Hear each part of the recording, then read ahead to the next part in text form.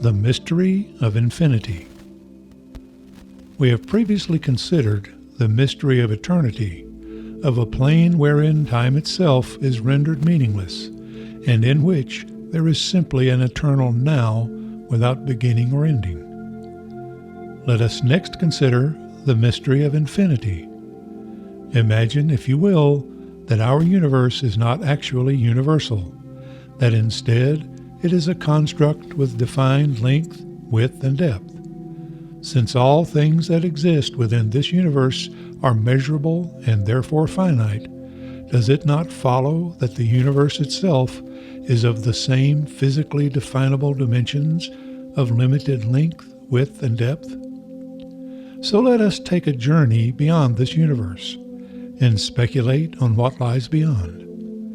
Is there simply a void of empty space that stretches on without end, without boundary, without limitation of any kind? Suppose you began a journey in your own private spaceship, traveling at the speed of light.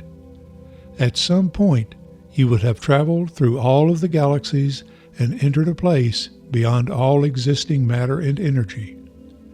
Now, whatever lies beyond that is perhaps where infinity might begin. Continuing on in your spaceship at 186,000 miles per second, let us then presuppose that you have limitless fuel and oxygen and food and water, so that your journey may be as long as you wish. Imagine then traveling at the speed of light for 10,000 years. You have still not begun to enter the true realm of infinity. Keep traveling. 1,000,000 years, 1,000,000,000 years, 1,000,000,000,000. And what might you encounter in your travels? What if you entered another universe, and after that, another, and another, and another? Imagine that you travel through 1,000,000 other universes, or 1,000,000,000 or 1,000,000,000,000.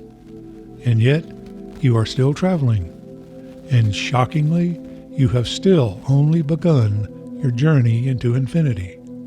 For the infinite must be just that, world without end. Amen. How can the human mind even begin to grasp the concept of infinity? The short answer is that we cannot.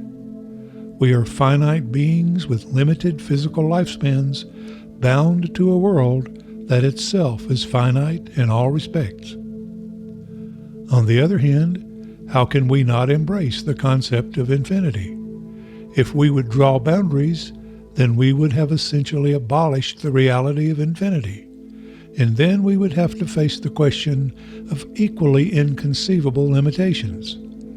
For if we suppose that the universe is truly universal, and we know that it has boundaries, then what happens when those boundaries are breached? We are faced once more with resorting to the concept of God. Perhaps the reality that is God inhabits an infinite and timeless sphere that we might call heaven, a place of infinite dimensions and possibilities. That, of course, is equally inconceivable. Any way we choose to consider the concept of infinity, it presents a truly grand mystery.